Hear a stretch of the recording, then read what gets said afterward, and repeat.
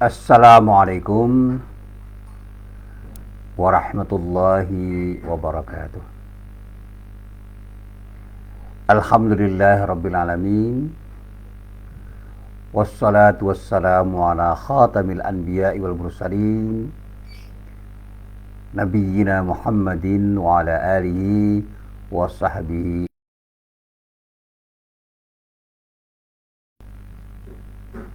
Para jamaah yang dirahmati Allah,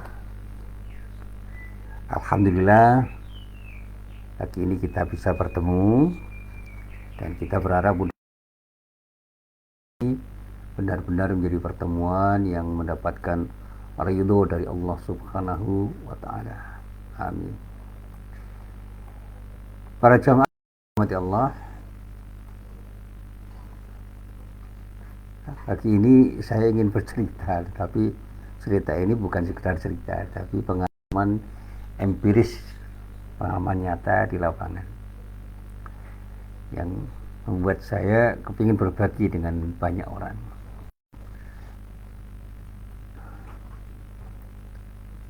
Apa yang ingin saya bagi? Ya, pengalaman saya ketika ada orang yang menghormati orang lain dengan penghormatan yang sangat tinggi, tapi juga pengalaman saya ketika orang itu meremehkan, merendahkan, mencela dan bahkan menghina orang dengan cara yang tidak seharusnya, tidak sepantasnya mereka lakukan. Tentu saja ini pengalaman yang sifatnya khusus, tapi saya mencoba untuk melihat persoalan ini sebagai suatu persoalan yang bisa kita jadikan sebagai pelajaran. Satu saat ada orang yang dipanggil dengan panggilan kiai, dengan panggilan ustadz atau panggilan-panggilan yang lain yang semakna, yang itu semua adalah panggilan kehormatan. Ada yang panggil dengan panggilan buya dan sebagainya. Itu panggilan kehormatan yang disampaikan, diberikan oleh banyak orang kepada orang yang sangat dihormati. Nah, di dunia pengajian atau taklim atau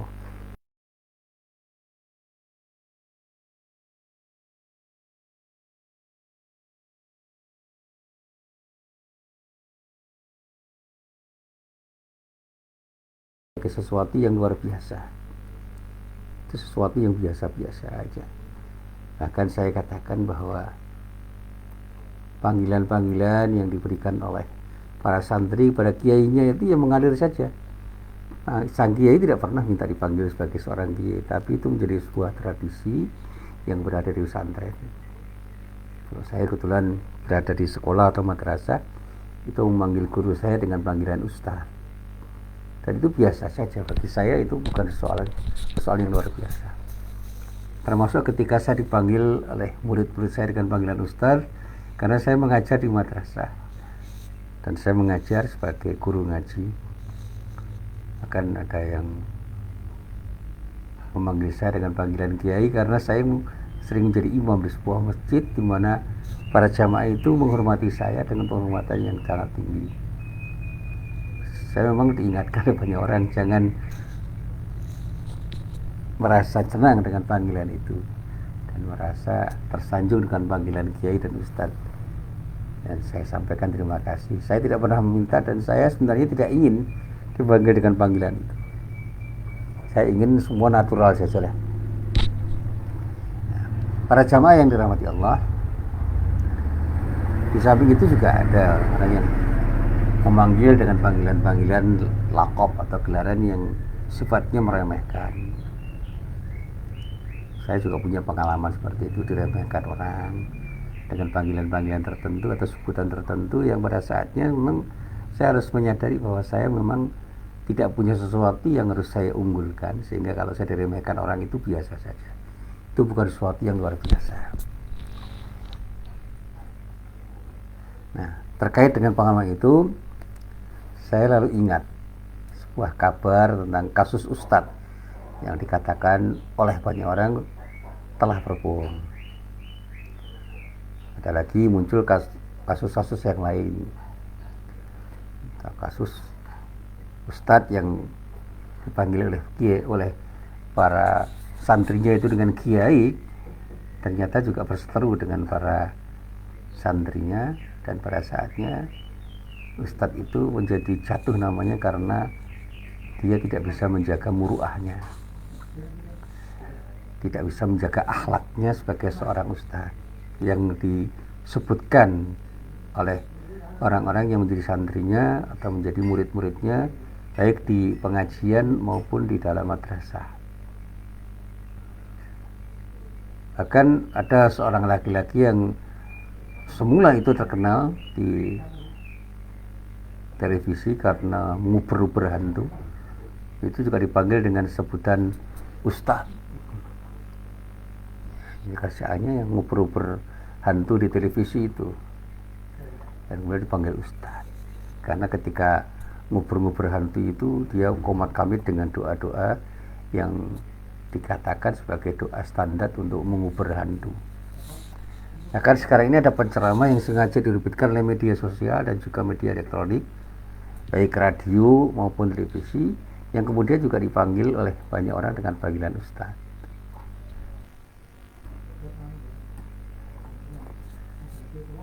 Namanya melambung tentu saja, tapi yang namanya orang biasa, manusia biasa, sedikdaya apapun orang itu pasti ada khilafnya, termasuk para ustadz atau para kiai atau orang-orang yang dipanggil dengan gelar-gelar yang semakna. Itu kan juga manusia biasa, bukan manusia dikdaya yang serba hebat, dan pada saatnya bisa saja khilaf. Nah karena khilaf, orang lalu tidak menghormati orang itu. Bahkan saya pernah punya pengalaman mencermati ada seorang penceramah di media sosial yang kita sebut saja misalnya namanya Mr. X, yang diberi gelar oleh jamaahnya dengan panggilan ustadz, yang sangat lucu di media televisi itu. Ternyata berurusan dengan pihak berwajib, dan bahkan kemudian menampilkan akhlak yang kurang terpuji menurut jamaahnya. Nah, gelar ustadz itu bisa diberikan oleh siapapun pada siapapun. Bahkan sekarang ini ada seorang alim, yaitu ahli hadis, yang karena tidak disukai ada kelompok tertentu bahkan dilaporkan kepada pihak berwajib, padahal dia dikenal sebagai seorang ustadz yang santun, yang ilmu agamanya itu cukup dalam, dan ketika menjelaskan sesuatu itu sebenarnya sangat bagus, tetapi kadang-kadang terlalu lugas sehingga banyak orang yang tersinggung, dan bahkan ada kelompok-kelompok lain yang tidak sependapat dengan ceramahnya itu kemudian menganggap dia itu ancaman bagi kelompoknya dan kelompok-kelompok yang didukungnya, dan dilaporkan kepada yang berwajib. Ya alhamdulillah kemudian soalnya menjadi reda karena ada yang menengahi. Tapi banyak juga ustadz-ustadz yang kemudian berurusan dengan pihak yang berwajib dan kemudian harus masuk penjara karena diadukan oleh kelompok-kelompok tertentu yang kemudian ketika diadili, proses peradilannya kemudian menghasilkan vonis yang mengharuskan dia masuk penjara. Ustadz juga itu. Ya siapapun namanya, ustadz itu manusia, bisa khilaf, bisa salah, bisa disukai orang, bisa tidak disukai orang. Makanya ketika saya ditanya, mungkin banyak nggak yang suka? Mungkin ada, tapi yang tidak suka mungkin lebih banyak. Tapi bagi saya itu hal yang biasa. Saya tidak pernah resah dengan apa yang terjadi pada diri saya, karena yang penting saya sudah berjalan di jalan yang benar. Meskipun orang tidak suka, tidak apa-apa. Terlalu repot kalau kita terlalu memperhatikan orang-orang yang tidak suka dengan kita, lalu kita harus resah dan gelisah dengan ketidaksukaan mereka pada diri kita. Itu repotnya bukan main. Dan saya selalu mengatakan, ya sudah, saya serahkan semuanya pada siapapun yang mencermati saya dan menyikapi diri saya dengan sikap-sikap yang beragam. Nah, para jamaah yang dirahmati Allah, bahkan saya tambahkan, karena ada orang yang tidak percaya diri padahal sudah dipanggil ustadz, kemudian dia memakai pakaian-pakaian yang mencitrakan bahwa dirinya itu memang lebih pantas dipanggil sebagai seorang ustadz, yang memakai pakaian apapun, pakaian kebesaran para ulama, para kiai, pakai surban, pakai pakaian-pakaian tertentu yang kemudian mencitrakan bahwa dirinya itu adalah orang yang layak dipanggil ustadz, dengan gambusnya, dengan apa saja yang kemudian dipakai sebagai atribut. Bahkan kata guru saya, orang-orang seperti itu bahkan ingin menceritakan dirinya sebagai orang yang pada saatnya bisa dihormati oleh orang. Nah, saya sebagai orang Islam awam di negeri Indonesia ini berharap agar orang-orang itu semakin bijak, baik yang memanggil orang dengan sebutan ustadz, kiai dan sebagainya, maupun yang dipanggil ustadz dan dipanggil kiai itu harus sama-sama bijak. Kalau kita dihormati orang, segera beristighfar. Jangan-jangan mereka menghormati kita itu karena mereka tidak tahu kekurangan kita. Sebaliknya kalau kita itu dicela orang, dihina orang, diremehkan orang, berterima kasihlah.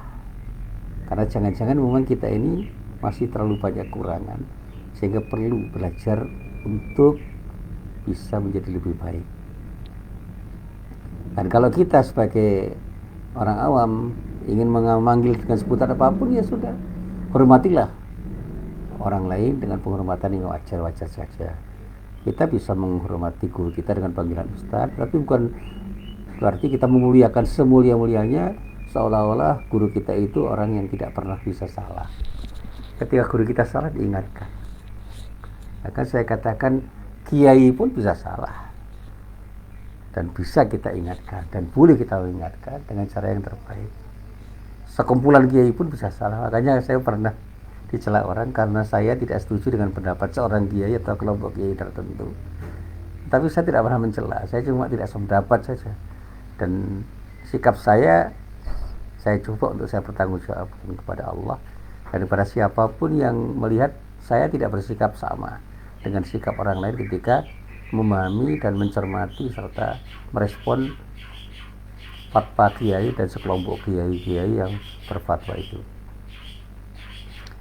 Saya tidak meremehkan, tapi saya juga tidak harus mengkultuskan figur-figur tertentu dan bahkan kemudian bertaklid dengan pendapat-pendapat siapapun, dimanapun dan kapanpun. Saya selalu ingin belajar bersikap kritis dengan kemampuan saya yang terbatas. Nah, pada pengajian pagi hari ini saya akan sedikit berbicara dari sesuatu yang sekarang ini memang menjadi sesuatu yang perlu kita perhatikan, ya. Kalau ada orang disebut dengan ustadz, disebut dengan habib, dengan kiai, biarlah sebutan itu dikatakan orang. Sebutan ulama, ya biarlah disebutkan oleh orang pada kelompok orang tertentu.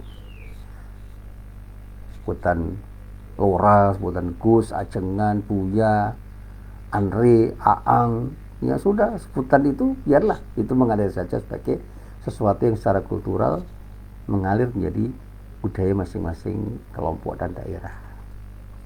Saya pernah ke Situbondo, ada orang yang disebut lora tertentu, ya, nggak usah saya sebutkan. Dan memang dia seorang kiai yang punya pesantren besar. Saya berjumpa dengan seorang habib yang memang ilmunya sangat dalam. Tapi ada seorang habib yang ilmunya sebenarnya tidak terlalu mendalam, tapi dihormati sebagai keturunan Rasulullah. Saya berjumpa dengan para kiai, para ustadz yang macam-macam, ya. Ada kiai yang memang ilmunya dalam, ada yang ilmunya biasa-biasa saja. Ustadz juga begitu. Dan saya mencoba untuk tetap menghormati mereka itu. Dan insya Allah saya berlindung pada Allah, jangan sampai saya meremehkan siapapun. Nah, para jamaah yang dirahmati Allah, kalau orang itu sudah disebut ulama, itu artinya orang itu menjadi kelompok orang yang berilmu, utamanya ilmu agama. Ya, kalau di dalam budaya kita sebagai umat Islam, ya, seorang yang disebut ulama itu adalah orang yang alim dalam ilmu agama. Ya, biasanya itu lebih banyak bisa memahami kitab-kitab kuning atau kitab-kitab tertentu, teks-teks suci Islam baik Quran maupun hadis, dan juga kitab tafsir, kitab syarah hadis, kitab fikih dan usul fikih, dan segala hal yang terkait dengan itu. Saya masih ingat betul itu ketika saya membaca riwayat hidup Imam Al-Ghazali. Banyak orang yang memuji-muji dia, tetapi juga banyak orang yang memberikan kritik dia.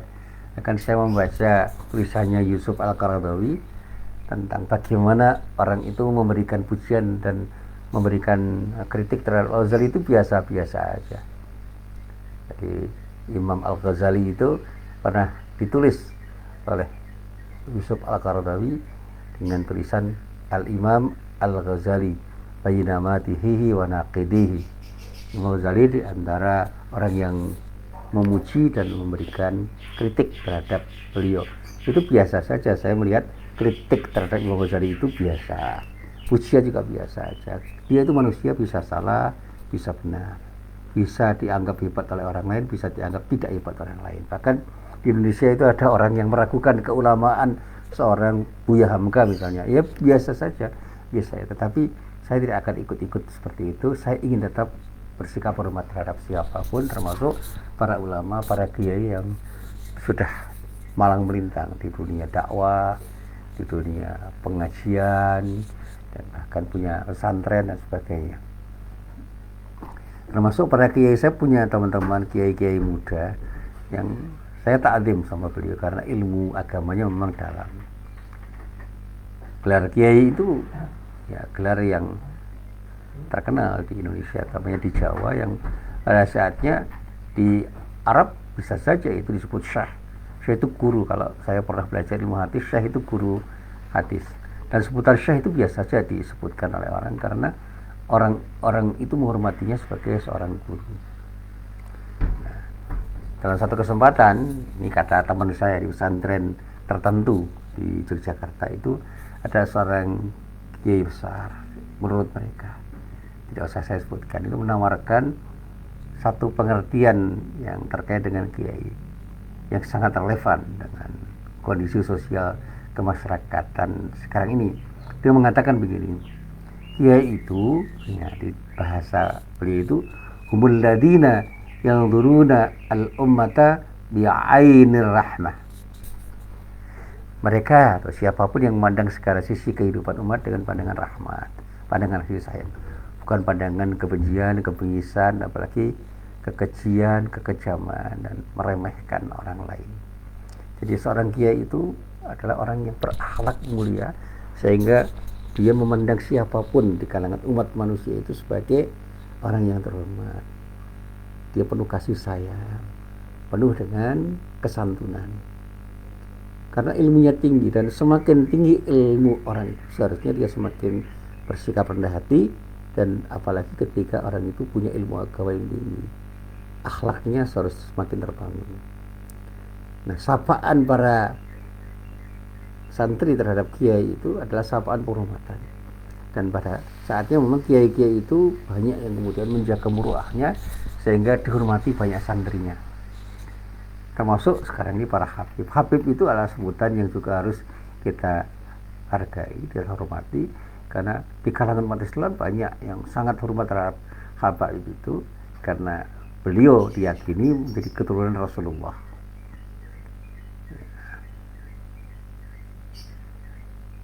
Nah, sekarang terkait dengan ustadz misalnya. Ustadz itu kalau saya lacak di dalam kajian saya yang sangat terbatas itu ternyata tidak berasal dari bahasa Arab. Ustadz itu berasal dari bahasa Persia yang memang diserap di dalam bahasa Arab. Artinya seorang pengajar atau orang yang menguasai satu bidang ilmu tertentu dan mengajarkannya. Jamaknya asatidz. Nah, kalau kita itu bicara ustadz di Timur Tengah, di Mesir misalnya, gelar ustadz itu disematkan kepada mereka yang menduduki level tinggi dalam tingkat kepengajaran di sebuah universitas atau al-jamiah. Kalau di sini setara dengan profesor. Jadi kalau ada gelar al-ustadz, al-doktur, dan yang terkait dengan itu, ada gelar al-ustadz, al-doktur Khilwan Ibnu Fahim misalnya, itu artinya dengan profesor. Doktor siapa? Kalau disebut al-ustadz fulan itu artinya orang yang setara dengan profesor, yang di sini itu sangat dihormati karena ilmunya sangat tinggi.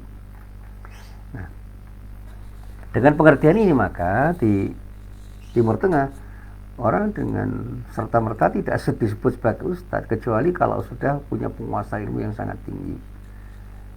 Nah, di sini orang-orang yang mengajar nahwu shorof misalnya dalam bahasa Arab, mengajar balaghah misalnya, mengajar mantik, mengajar usul fikih, mengajar ilmu hadis, mengajar ilmu tafsir, itu sudah disebut ustad.